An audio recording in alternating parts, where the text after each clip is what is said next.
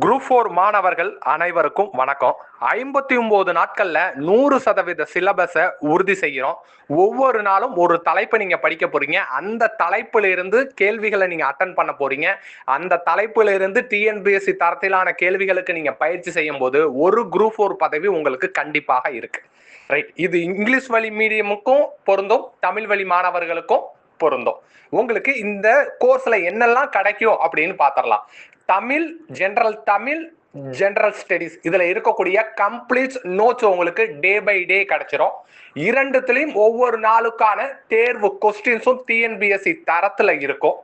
இது இல்லாம previous year question பேப்பரோட கலெக்ஷன்ஸ் உங்களுக்கு கிடைச்சிடும். உதாரணத்துக்கு ரீசனிங் அப்படிங்கிற மேத்தமேட்டிக்கல் கொஸ்டின்ஸ்ல இருந்து 5 கேள்விகள் வரப்போகுது.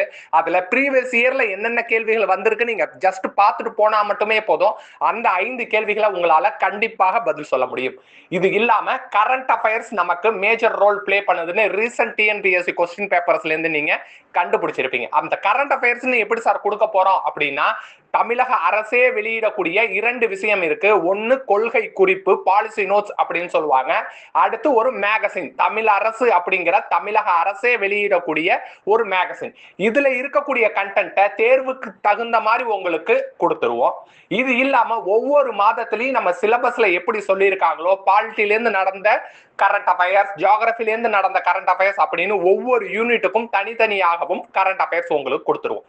Right sir. அப்ப நம்ம செய்ய வேண்டியது என்ன அப்படின்னா, 59 நாட்கள்ல சிலபஸை கம்ப்ளீட் பண்றோம். சிலபஸை கம்ப்ளீட் பண்ணிட்டு ஜெனரல் ஸ்டடீஸுக்கு 2 ரிவிஷன் டெஸ்ட் எழுதுறோம். ஜெனரல் தமிழுக்கு 2 ரிவிஷன் டெஸ்ட் எழுதுறோம். அது இல்லாம நம்ம கையில 10 நாட்கள் இருக்கும். அந்த 10 நாட்களுக்கும் தேர்வுல என்னென்ன டாபிக் எல்லாம் முக்கியமோ அதை மட்டுமே தேர்ந்தெடுத்து அப்போ உங்களுக்கு ரிவிஷனும் வச்சிருவோம். அப்ப நம்ம சிலபஸ் கம்ப்ளீட் பண்ண போறோம், ரிவிஷன் டெஸ்ட் பண்ண போறோம், தேர்வுக்கு என்ன கேள்விகள் வருதோ அதற்காக பயிற்சி செய்ய போறோம். மற்ற மாணவர்களுக்கும் கடுமையாக இருக்கக்கூடிய கரண்ட் அஃபேர்ஸ் நம்ம படிச்சிட போறோம்.